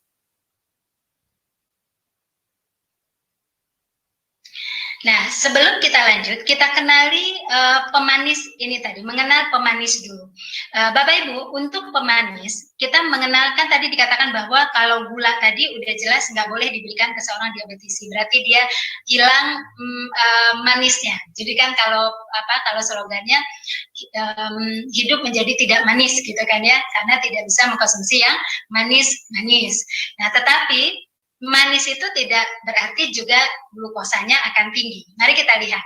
Ada pemanis nutritif yang mengandung energi dan dia mempengaruhi kadar glukosa darah. Ini yang tadi saya katakan, yang contoh gula pasir, gula aren, madu, sirup, gula merah, yang jenis itu ada glukosa, ada fruktosa, ada sukrosa, itu yang nggak boleh, ya. Tetapi ada pemanis nutritif, dia mengandung energi juga, tapi dia tidak mempengaruhi kadar glukosa darah. Tapi ada juga pemanis yang non-nutritif, jadi nggak mengandung kalori, juga tidak mempengaruhi kadar glukosa darah. Banyak jenisnya.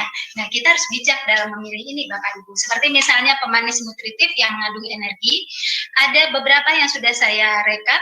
Nah, ada satu yang unik. Saya menemukan isomaltulosa, itu dia mengandung energi, dia mempengaruhi kadar glukosa darah, tapi mempengaruhi tidak seperti glukosa, tidak seperti fruktosa, karena dia memberikan efek yang berbeda. Efeknya apa? Ternyata dia menyuplai energi tadi sangat lambat, bertahap sekali. Bahkan dikatakan isomaltulosa ini bisa menyuplai energi mencapai 3 jam. Jadi artinya kalau kita mengkonsumsi suatu produk untuk diabetisi atau musim makanan, dari makanan sulit kita dapat karena dia bagian terkecil dari jenis karbohidrat yang lain. Sehingga memang susah kita dapat dalam jumlah banyak. Nah, ketika kita dapatkan konsumsi yang cukup, dia memberikan rasa kenyang lebih lama. Jadi menguntungkan seorang diabetisi untuk disiplin dalam pengaturan pola makannya. Nah, kalau pemanis nutritif yang mengandung energi tapi tidak mempengaruhi kadar glukosa darah, banyak jenisnya. Ada sorbitol, manitol, xilitol, maltitol. Tapi dari jurnal yang saya baca, yang rasanya paling enak memang sorbitol. Tentu rasa menjadi pertimbangan juga. Makan itu bergizi kayak apapun, kalau rasanya nggak enak juga hidup itu nggak enak gitu kan ya. Dan dia tidak menimbulkan rasa pahit dan dia tidak memiliki efek negatif. Nah, kalau yang non nutritif itu ada sakarin, siklamat, aspartam. Ini harus pintar-pintar Bapak Ibu karena banyak yang memberikan efek samping. Yang saya lingkar sukralosa itu tidak memiliki efek samping. Dan kalau dipanaskan pun manisnya tidak menjadi pahit, panisnya pun tidak hilang. Nah, gula stevia jelas itu alami berasal dari tumbuhan stevia. Nah, jadi nanti kalau Bapak Ibu memilih produk yang cerdasnya, yang mempelajari jenis-jenis gula itu tadi. Kita lanjut lagi, next. Ya, dimajukan ke depan. Nah, setelah mengenal pemanis, kita tadi melihat ke yang nasi putih, roti putih yang saya katakan tadi, karbohidratnya udah sesuai aturan, tapi indeks glikemiknya tetap respon insulinnya tetap negatif, tetap tidak baik. Maka kita harus memilih indeks glikemik yang rendah. Nasi putih bisa diganti nasi merah, indeks glikemiknya lebih rendah. Roti putih bisa jadi roti gandum. Nasi putih bisa ke kentang, bisa ke jagung, bisa ke oat. Nah, ini adalah pilihan berikutnya. Jadi setelah memperhatikan jumlah karbohidrat, frekuensi, masih juga belum baik responnya, kita lanjut ke indeks glikemik. Nah, setelah ini, next. Nah, kemudian baru kita coba mengenal serat. Jadi indeks glikemik identik dengan adanya kandungan serat di dalamnya. Seperti tadi roti gandum, kenapa indeks glikemiknya tinggi? Karena dia juga mengandung serat lebih tinggi. Nah, mengenal serat sendiri, Bapak, kita mengenal ada serat air, ada serat air. Nah, yang mempengaruhi ke kadar glukosa darah, yang membantu respon, yang membuat glukosa darah menjadi lebih baik, itu adalah yang larut air. Kalau yang tidak larut air lebih kepada volume feses, ya. Nah, untuk yang larut air pun banyak jenisnya. Ada pektin seperti ada pada kulit apel, kemudian gam, mucilages itu tidak terlalu banyak terdapat di makanan. Kemudian inulin. Nah, menarik tentang inulin, Bapak Ibu.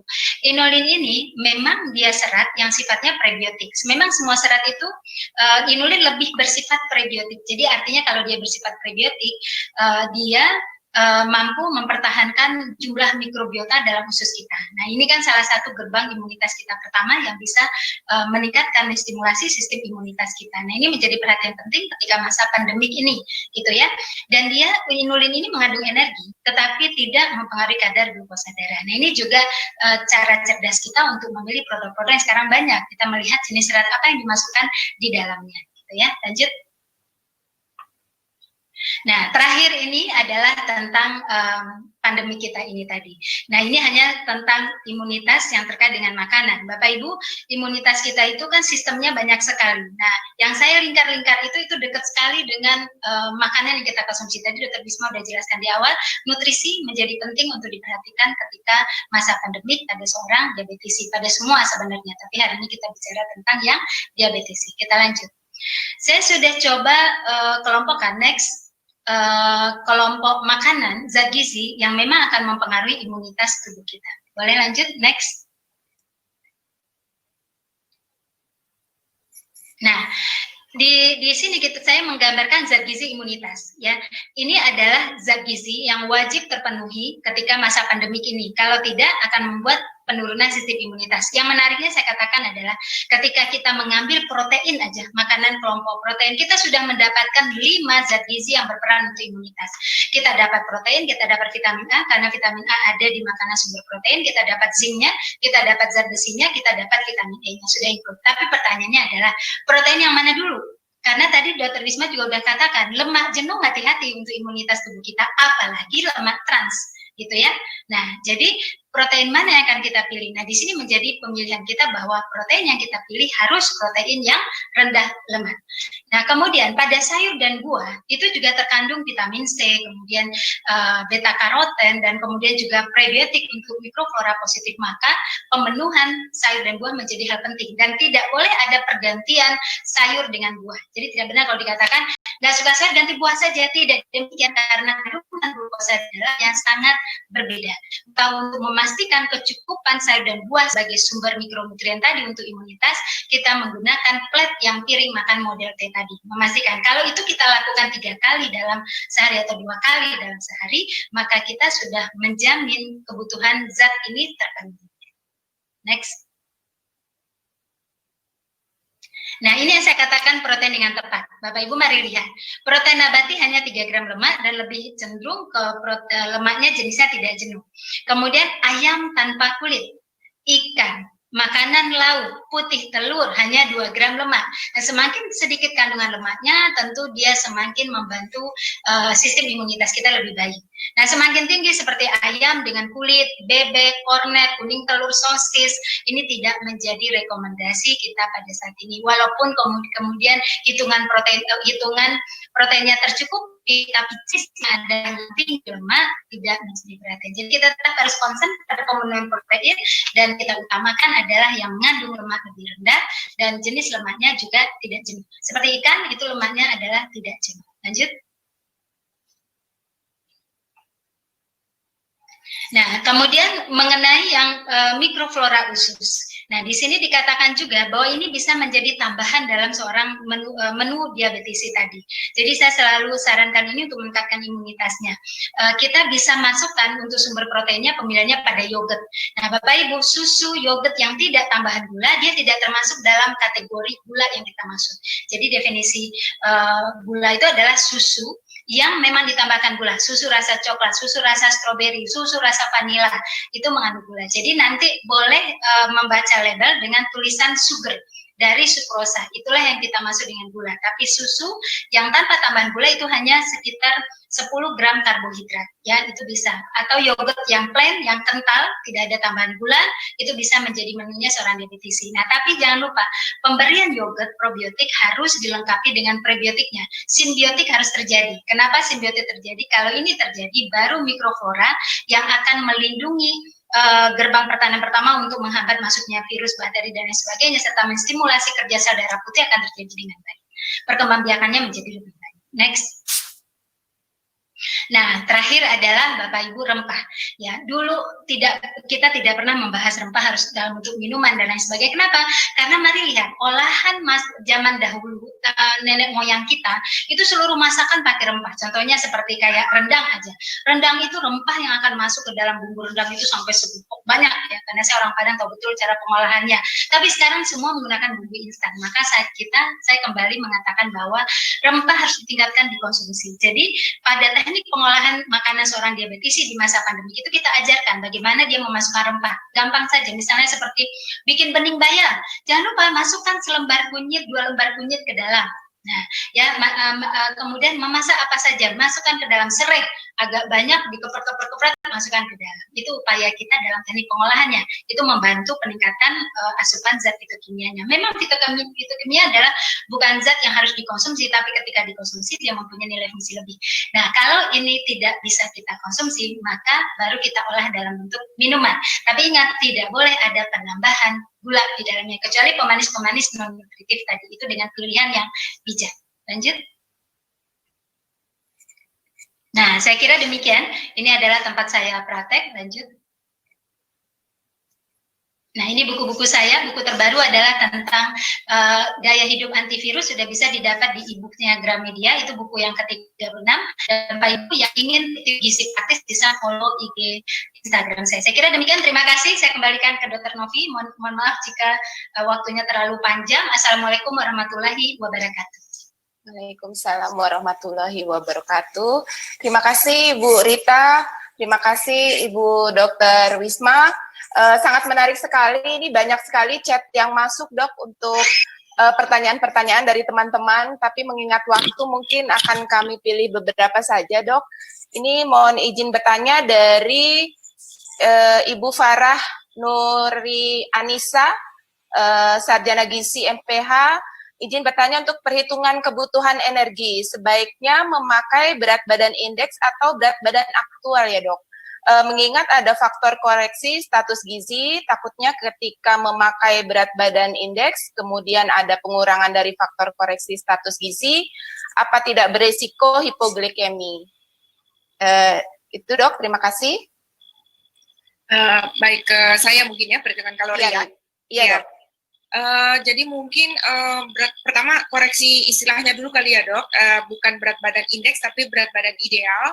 Jadi kalau dalam jadi untuk berat badan ideal itu memang bukan berupa range ya, dia berupa satu angka, di mana satu angka ini nanti akan ada dikalikan dengan kebutuhan yang per individual. Nah, memang semuanya ini sudah dalam perhitungan sehingga ini diharapkan tidak menyebabkan hipoglikemi. Tadi berat badan ideal atau berat badan apa? Aktual ya? Aktual Dok. Aktual ya. Kalau aktual. berat badan aktualnya maaf ya katakanlah sampai 100 gitu. Nanti takutnya jumlah kalorinya terlalu besar gitu. Cuman memang pada pasien-pasien yang baru datang pertama kali untuk edukasi gizi, mungkin nanti Bu Rita bisa tambahkan. Jadi kalau misalnya kalau dihitung-hitung kebutuhan dia sehari-hari itu ternyata dia makainya bisa sampai 3.000-4.000 kalori, sedangkan kalau kita hitung sebenarnya dia cuma butuh 1.900, berarti kan kita harus menghilangkan sekitar 2.000 kalori. Tentu berat buat pasien itu kalau kita pakai kalorinya dia yang biasanya gitu ya. Jadi dikurangi pelan-pelan sampai akhirnya dia terbiasa juga dengan kalori yang memang sudah kita hitung pas sebenarnya buat dia. Jadi jangan kalau dia biasa 4.000 terus Bapak ini sebenarnya cuma 1.700, langsung kita cut sebesar berarti 2.300 kalori. Nanti pasiennya nggak balik ke kita, nggak bakal sanggup gitu. Kalau Bu Rita gimana pengalamannya Bu? Kalau yang memang biasa pasiennya obes kan memang mereka pasti banyak kalori ya sehari-harinya. Padahal perhitungan kita cuma jauh di bawah itu. Diapain tuh Bu?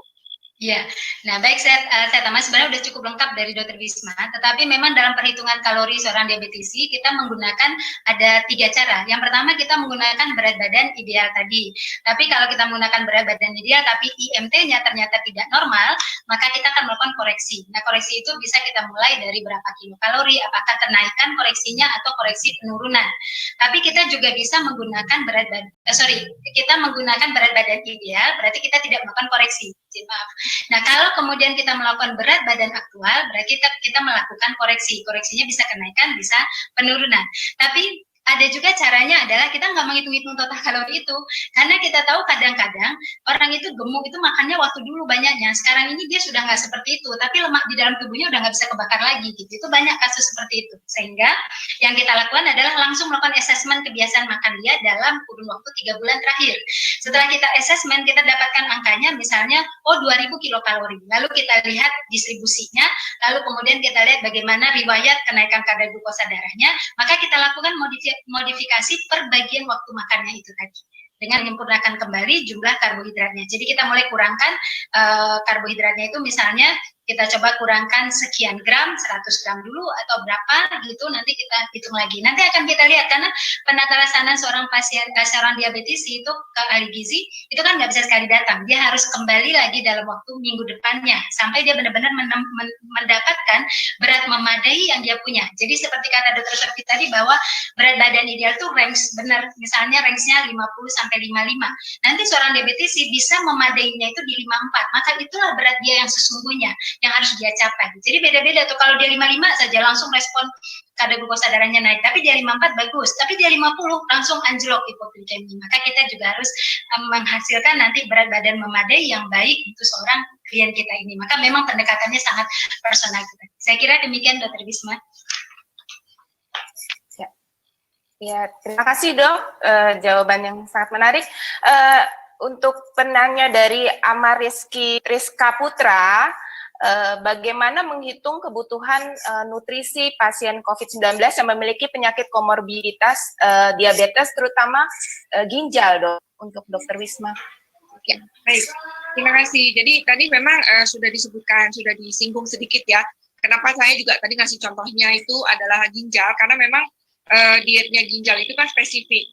Jadi tadi kalau dikatakan diet diabetes itu proteinnya sekian, karbohidrat sekian, lemak sekian, nah itu nggak berlaku lagi kalau pasiennya sudah ada komplikasi yang memang memerlukan diet khusus. Selain ginjal, misalnya ada sakit sirosis ya, jadinya dietnya mengikuti diet sakitnya dia yang itu, jadi diet hati gitu ya. Nah kalau ginjal, yang paling ditekankan itu adalah proteinnya. Semakin banyak diberikan protein pada orang yang sudah gagal ginjal, nanti semakin banyak yang keluar lewat ginjal, albuminurinya makin banyak, dan itu akan makin mudah menyebabkan kerusakan pada ginjalnya. Sehingga yang perlu ditekankan adalah proteinnya dikurangi. Kalau secara normal itu sekitar 0,9 sampai 1,2, berarti kalau untuk orang yang diabetes dengan gagal ginjal, itu bisa dikurangi sesuai derajat atau stadium dari gagal ginjalnya. Misalnya dia udah stage 4 gitu ya, ya mungkin proteinnya sekitar 0,8 aja gitu ya. Atau dia benar-benar udah stage 5 dan belum cuci darah. Itu silakan pakai 0,7, 0,8 gitu ya. Tergantung dengan seberapa besar kebocoran yang ada pada pasien tersebut.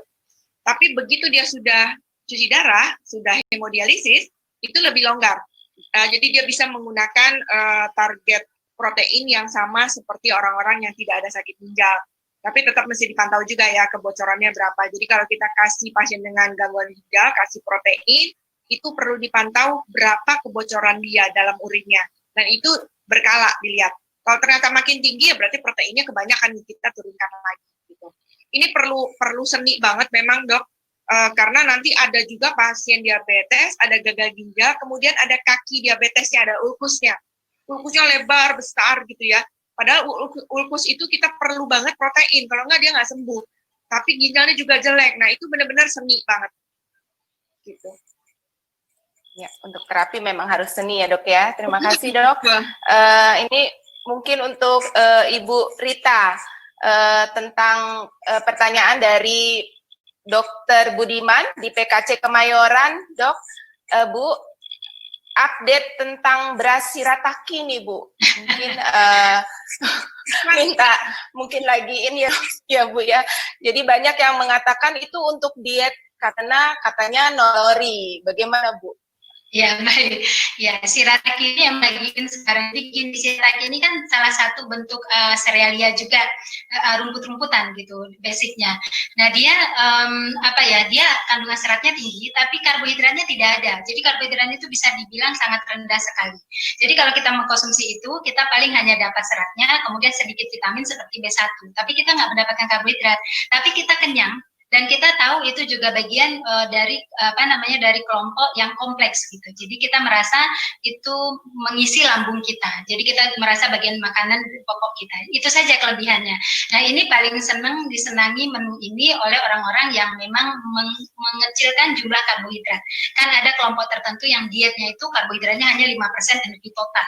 Kalau 5% energi total emang nggak bisa dapat karbohidrat sama sekali, nggak bisa karbohidrat kompleks seperti nasi kentang, nggak akan bisa dimakan. Orang nasi kentang kan 40 gram karbohidrat. karbohidratnya. Ini dia hanya 5% dari energi total karbohidratnya, maka dia akan menggunakan shirataki tadi.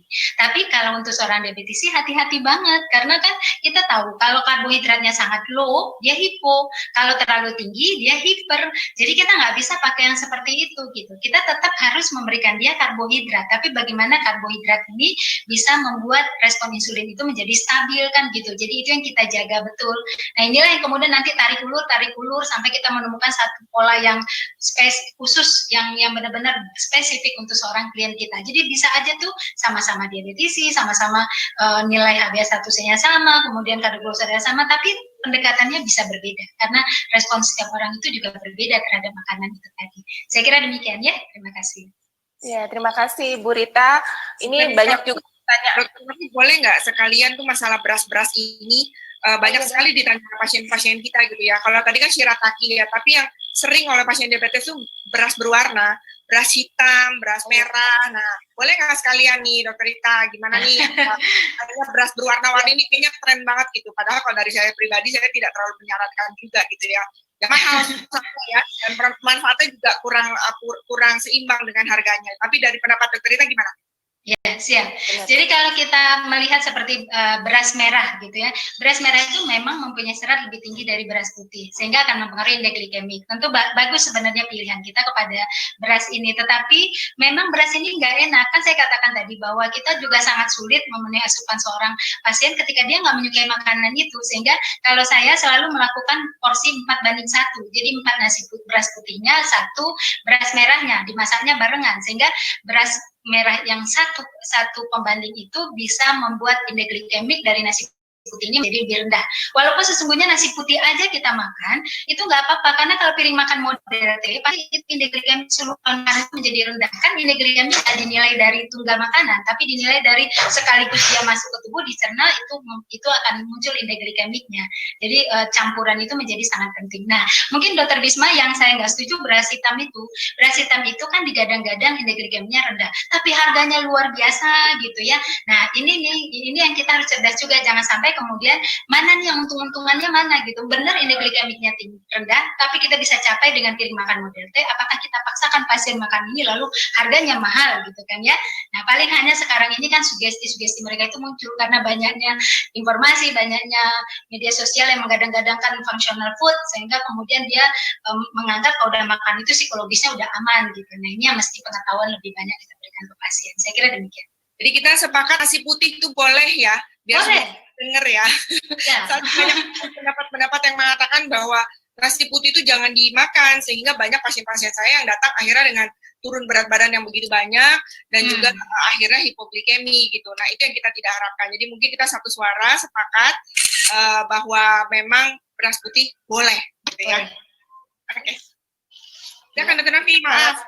Ya, nggak apa-apa Dok, saya juga ini banyak sekali soalnya teman-teman juga mungkin banyak yang seperti ini ya Dok ya, pertanyaan seperti ini karena nasinya lagi tren kan, nasi warna-warni itu tadi ya Dok, beras merah, beras hitam ada nasi gitu pink, ya. kalau ada nasi pink saya mau deh.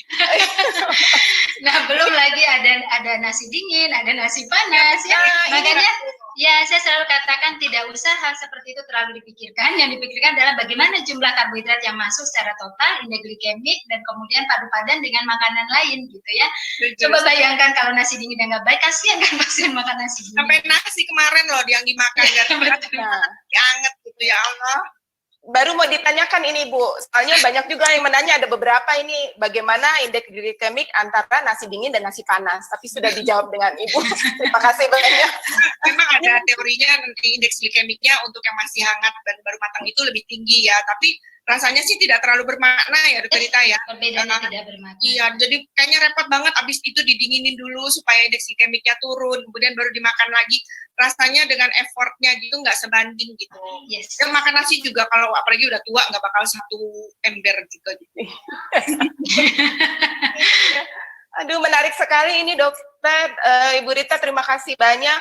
Tapi ada satu penanya lagi karena ini dari Pulau Seribu Dok. Jadi Boleh jauh. Iya jauh ya Dok ya, walaupun masih di Jakarta ya Dok ya. Ini dari Dokter Doris Chandrawati Manulang di Pulau Harapan. Izin bertanya Ibu Dokter, dari Puskesmas Pulau Harapan, beberapa pasien diabetes di tempat saya, HbA1c-nya itu lebih dari 7, antara 8 sampai 12. Usia penderitanya rata-rata di atas 35, di bawah 77 tahun dengan terapi OAD. Kebiasaan makan mereka di sana memang banyak karbohidrat dan mengandung lemak, Pak Jenuh. Terus agak sulit menerapkan diet untuk seperti yang disarankan oleh Dokter Wisma tadi gitu ya dok ya. Terus apakah tata laksana diet diabetes yang dokter paparkan dapat diterapkan untuk pengontrolan gula darah puasanya ini dok, sebulan atau 2 minggu? Terima kasih dok. Sebenarnya masalah sulit apa enggak itu tergantung dari mindsetnya si pasien ya. Kalau memang kita biasakan jadi ke dokter, ke ahli gizinya, ke dokter gizinya dikasih tahu nih, ini komposisinya kira-kira seperti ini gitu. Yang bikin sulit itu kan karena tidak terbiasa. Karena sebenarnya yang kita kasih nggak susah ya, Bu Rita ya. Itu makanan hari-hari kok gitu. Bahkan kalau saya konsul ke ahli gizi dulu ya, itu pada takut tuh. Nggak mau loh dok, nggak mau. Ya, begitu udah dihitung, saya sendiri ngerasain begitu dihitung banyak juga ya gitu. Ternyata banyak juga gitu. Jadi bukan makanan yang jadi cuma nasinya cuma 2 butir gitu ya, enggak juga gitu. Tetap banyak dan memang sudah dihitung sesuai dengan kebutuhan yang diperlukan. Jadi sebenarnya sih kalau mau gampang mungkin ya dok, piring dibagi 4 gitu. Nah yang seperempatnya itu nasi, yang setengahnya itu sayur-sayur, yang seperempatnya lagi itu proteinnya. Mungkin dibiasakan begitu gampang, itu bisa kali ya dokter Rita ya. Kalau gimana ngitungnya gitu susah, ya udahlah begitu aja deh gitu. Kan yang ada biasanya kita setengah tuh yang nasi, nah itu dirubah deh. Yang nasinya jadi seperempat, yang seperempatnya dagingnya, nah setengahnya itu dibuat sayur. Kalau bisa konsisten melakukan itu, harusnya HbA1c-nya juga turun. Ya tentu dibantu dengan obat dan aktivitas fisik ya gitu. Jadi tadi saya senang juga sih HbA1c-nya banyak yang antara 7 sampai 8, wah hebat juga gitu ya. Karena 12 dok, maaf. Sampai 12, oh jangan kalau 12. Rata-rata tinggi. Ya, memang saya tahu kemampuan untuk menata laksana diabetes di puskesmas itu sangat terbatas karena obatnya cuma 2 kan ya, cuma metformin sama sulfonylurea gitu, entah glipen, entah glimatiride. Jadi kalau memang teman-teman ngerasa ini sudah waktunya dikonsul karena nggak terkontrol dengan 2 obat itu, dietnya udah optimal, aktivitas fisik sudah setiap hari, konsul aja deh ya gitu, konsul aja. Tapi sebenarnya dietnya nggak susah kok gitu. Jadi dokternya sendiri juga ditanamkan bahwa sebenarnya bisa nih pasiennya, konsep itu yang kita masukkan ke pasien bisa kok Pak gitu. Terima kasih dokter. Ini sangat banyak pertanyaan-pertanyaan yang mungkin tidak bisa jawab satu-satu ya dok, karena waktunya juga sudah mepet. Menarik sekali soalnya pembahasan kali ini. Mungkin saya akan membacakan resume sedikit ya dok dari 2 narasumber kita hari ini adalah pengaturan makan disesuaikan dengan penyakit penyertanya. Perlu adalah pola untuk porsi makanan pada pasien DM agar tetap menjaga gula darahnya stabil adalah perlunya ada jadwal, jumlah, dan jenisnya. Terus pola makan yang sehat mendukung tata laksana dan prognosis untuk pasien-pasien diabetes. Diabetes merupakan salah satu risiko utama morbiditas dan keparahan penyakit akibat COVID. Memasuki era new normal selama pandemi COVID ini, masyarakat mulai kembali beraktivitas sehari-hari, maka perlunya adalah nutrisi yang memiliki peran penting untuk mencegah tertularnya infeksi, terutama pada penderita penyandang DM. Terima kasih juga untuk tips pengaturan makan pada penyandang diabetes. Orang-orang yang dapat mengatur indeks glikemik dengan baik dapat mencegah resiko diabetes mellitus. Untuk sebelum menutup acara ini, mungkin saya memberi kesempatan untuk 2 pembicara kali ini. Kesempatan pertama kepada Dr. Wisma sebagai pembicara untuk memberikan pesan-pesan dok buat teman-teman. Ini banyak sekali dok yang ikutan, ada 1.000 lebih, hampir 2.000, sangat antusias untuk kali ini karena pembicaranya memang pembicara yang sangat menarik sekali. Terima kasih dokter, silakan kepada Ibu Dr. Wisma pesan-pesannya. Baik, terima kasih Dr. Novi. Ya, saya senang sekali bisa berbagi. Inti yang akan saya berikan pada hari ini adalah pasien-pasien diabetes akan mulai kembali beraktivitas. Artinya kemungkinan teman-teman akan kedatangan lagi nih pasien-pasien diabetes ke poliklinik teman-teman gitu. Jadi tolong diingatkan kembali agar bisa menjaga pola hidup sehatnya. Dan salah satu yang sangat penting adalah bagaimana bisa menjaga nutrisinya. Itu tidak mudah memang, tetapi kita harus yakinkan bahwa dengan nutrisi yang baik, itu akan meningkatkan daya tahan tubuh pasien-pasien kita. Tadi nanti bisa pas lagi kontrol, selain obat-obatnya, tolong edukasi untuk nutrisinya ditingkatkan, Dok. Itu aja titipan saya, Dok. Terima kasih. Terima kasih kembali, Dokter. Mungkin yang kedua, pesan dari Ibu Rita. Silakan, Ibu. Ya. Baik, terima kasih, Dokter Novi. Nah, Bapak Ibu peserta seminar semuanya, saya hanya ingin katakan bahwa ketika seorang sudah menderita diabetes, maka terjadilah perubahan memilih makanan dan kriteria yang saya sebutkan tadi. Nah, memilih makanan itu kan adalah perilaku. Nah, seseorang itu bisa merubah perilakunya, memang tahap pertama adalah pemahaman. Maka saya hanya titip pesan saja, ketika menghadapi seorang diabetesi, jangan pelit ngomong. Karena ngomong itulah yang membantu dia untuk memahami situasi dirinya, memahami tentang makanan. Semakin orang berpandangan positif terhadap suatu makanan, maka semakin dia menyukainya. Semakin dia berpikiran negatif terhadap suatu makanan itu, maka dia akan menjauhi makanan tersebut. Maka kitalah yang membangun bagaimana dia memandang positif terhadap makanan yang akan kita anjurkan, dan bagaimana kita membangun pandangan negatif terhadap makanan yang tidak kita anjurkan. Saya kira demikian. Terima kasih. Terima kasih Ibu Rita, terima kasih sekali lagi untuk Dr. Wisma dan Ibu Rita yang telah memberikan sharing pada hari ini. Ilmunya sangat menarik, diskusi kali ini antusiasme dari teman-teman sangat banyak chat pertanyaan yang tidak dapat terjawab satu persatu, kami mohon maaf karena keterbatasan waktu. Semoga acara hari ini bermanfaat dan membawa berkah buat teman-teman sejawat semua, terutama teman-teman yang di garda depan ya, Dok ya. Semoga webinar series berikutnya dengan topik-topik yang tidak kalah menarik dapat meningkatkan kita wawasan dan penyemangat bagi teman-teman sejawat dalam upaya pelayanan kesehatan ke masyarakat, khususnya pencegahan dan tata laksana penyakit tidak menular. Kita doakan bersama agar wabah COVID ini cepat berlalu ya, Dok ya, dan kita tetap sehat semuanya. Sekali lagi terima kasih yang tak terhingga buat dua pembicara kami hari ini, dan atas partisipasi teman-teman sejawat yang mohon maaf kami tidak dapat menjawab pertanyaan satu persatu. Untuk itu kami mohon maaf atas segala kesalahan dan kegagapan hari ini, atas kekurangannya.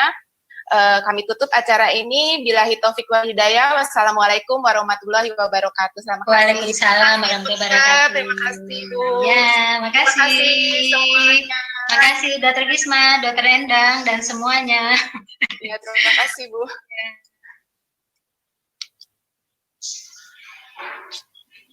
Kita, mana nih?